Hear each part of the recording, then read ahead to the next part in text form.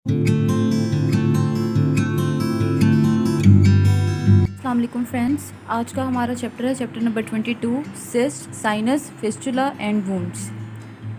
बिस्मिल्लाहिर्रहमानिर्रहीम। हम स्टार्ट करते हैं सिस्ट से। सिस्ट हमारे पास क्या होती है? कोई भी ऐसी सैक जो फ्लूइड फिल्ड हो और किससे लाइन की गई हो? एंडोथीलियम और एपिथीलियम से, उसको हम लोग सिस्ट कहते हैं। ठीक है, कोई भी हमारे पास सैक हो जो कि हमारे पास किससे लाइन की गई हो? एपिथीलियम या फिर एंडोथीलियम से, और वो फ्लूइड फिल्ड हो तो उसको हम सिस्ट कहेंगे। सिस्ट हमारे पास 2 टाइप्स की होती हैं, एक होती है ट्रू सिस्ट, एक होती है फॉल्स सिस्ट। तो इसका बहुत ही आसान सा डिफरेंस है। जो ट्रू सिस्ट होगी आपने उसमें याद रखना है कि एपिथीलियम और एंडोथीलियम से उसकी लाइनिंग होगी, और जो फॉल्स सिस्ट होगी ना, उसकी एपिथीलियम तो नहीं होगी लेकिन उसकी जो वॉल होगी वो फिब्रस कैप्सूल की बनी होगी, फाइब्रस कैप्सूल की। फिर हम लोग क्लासिफिकेशन इसकी देखते हैं कि 2 तरह की क्लासिफिकेशन होगी इसकी, एक कंजेनिटल होगी, एक हमारे पास एक्वायर्ड होगी। कंजेनिटल में आपने ये याद रखना है कि जब ड्यूरिंग डेवलपमेंट जब बेबी बन रहा होता है, जो भी हमारे पास डिफेक्ट्स आएंगे वो कंजेनिटल में पड़ेंगे, और एक्वायर्ड किसी भी डिजीज़ के नतीजे के अंदर हमारे पास एक्वायर्ड होती है। तो पहली हमारे पास है वेस्टिजियल रेमनेंट्स, यानी कोई भी ऐसे हमारे पास स्ट्रक्चर्स जो बेबी की फॉर्मेशन के दौरान बन रहे हों, उनको हम लोग रेमनेंट्स कहते हैं। और जब बेबी की बर्थ होती है तो वो हमारे पास डिसअपेयर हो जाते हैं। फॉर एग्जांपल जैसे एम्ब्लाइकस होती है हमारी एम्ब्लाइकस क्या सर्व कर रही होती है ड्यूरिंग डेवलपमेंट? एक हमारे पास कनेक्शन सर्व कर रही होती है न्यूट्रिशन के लिए, ब्लड के लिए, ऑक्सीजन वगैरह के लिए, लेकिन बाद में वो सिर्फ एक स्कार रह जाता है, उसका कोई फंक्शन नहीं होता बर्थ के बाद।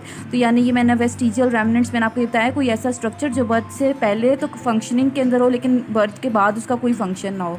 तो उसमें कौन सी हमारे पास सबसे पहले सिस्ट आती है? थायरोग्लॉसल सिस्ट। थायरोग्लॉसल सिस्ट के बारे में यही उन्होंने बताया हुआ था कि जो थायराइड ग्लैंड होता है ना ड्यूरिंग डेवलपमेंट, हमारे पास बेबी के बेस ऑफ टंग के मतलब के ऊपर आ रहा होता है।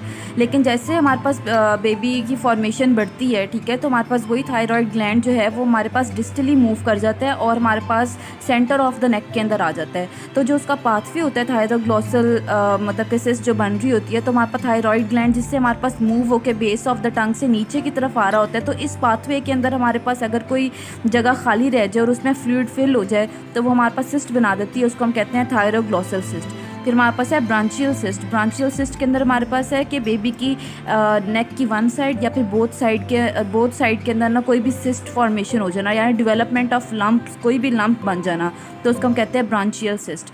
फिर हमारे पास है यूरेकल सिस्ट। अब यूरेकल भी हमारे पास क्या होता है कि जो अम्बिलिकल कॉर्ड होती है वो हमारे पास अटैच हुई होती है यूरिनरी ब्लैडर के साथ, ठीक है, और उस स्ट्रक्चर को हम लोग तब कह रहे होते हैं यूरेकस।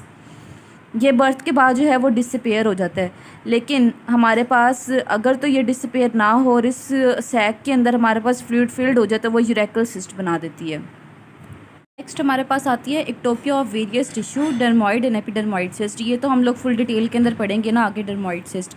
फिर हमारे पास है failure of connection of tubular element.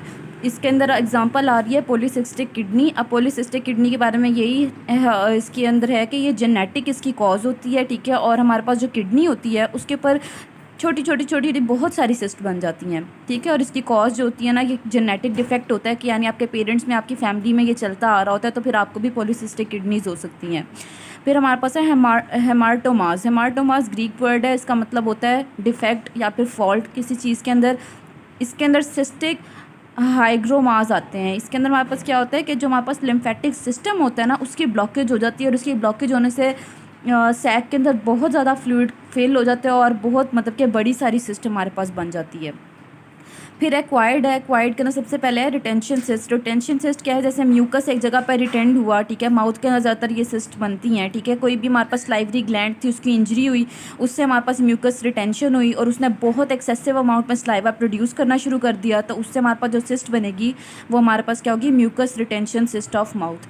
Implantation cyst. Implantation cyst का मतलब है कि कोई भी इंजरी हुई है ड्यूरिंग हमारे पास सर्जरी, तो हमारे पास क्या हुआ है कि जो एपिथीलियम है वो हमारे पास जो हमारी डर्मा लेयर है उसके अंदर अगर हमारे पास थोड़ा सा इंसर्ट हो जाए तो उसको हम कहते हैं इम्प्लांटेशन सिस्ट। ये अक्सर हमारे पास सर्जरी के दौरान ऐसा हो जाता है, क्योंकि जो हमारे पास एपिथीलियम होता है वो तो कंटिन्यूस ग्रो करता रहता है, तो फिर वो जब ग्रो करता रहेगा तो वो डेड वहाँ पे सेल्स बनाता जाएगा, तो वहाँ पे हमारे पास क्या बन जाएगी? उस एरिया के अंदर हमारे पास डर्मोइड सिस्ट बन जाएगी। फिर है पैरासाइटिक सिस्ट। पैरासाइटिक सिस्ट में हाइड्रेटेड सिस्ट है। हाइड्रेटेड सिस्ट हमारे पास ई कोलाई पैरासाइट की वजह से होती है। और ये भी हम लोग इंजेस्ट कर लेते हैं, जैसे शीप्स के अंदर आ जाती है ये, जैसे ये ज़्यादातर डॉग्स के अंदर होता है ये वाला बैक्टीरिया टेप फॉर्म टाइप। तो जो डॉग्स होते हैं जब वो फीसेस वगैरह करते हैं तो समझो वो ऐसी ग्रास के ऊपर उन्होंने कर लिया, उस ग्रास के ऊपर बाद में किसी भी शीप ने गोट ने आके वहाँ से जो है फीडिंग कर ली और वो शीप के अंदर आ गया और उस शीप को ह्यूमन ने खा लिया तो फिर ह्यूमन में आ गई, तो इससे हमारे पास क्या बन जाती है, हाइड्रेटेड सिस्ट बन जाती है। लास्ट में हमारे पास है डिजेनरेटिव सिस्ट, इसके अंदर हमारे पास है यूट्राइन लियोमायोमाज। कॉम्प्लिकेशन क्या हो सकती है, कोई भी हमारे पास सिस्ट है, फ्लूइड फिल्ड है, उसके अंदर एक चीज़ टेस्टिस के अंदर है, रुकी हुई है, तो हमारे पास इन्फेक्शन हो सकता है, हेमरेज हो सकता है, वहाँ पे ब्लड की लीकेज हो सकती है, वो फट सकती है, टॉर्शन हो सकता है, ऑब्स्ट्रक्शन कोई चीज़ ब्लॉक कर सकती है, कैल्सिफिकेशन यानी वहाँ पर आके कैल्शियम डिपॉजिट हो सकता है और वो सख्त हो सकती है, ठीक है।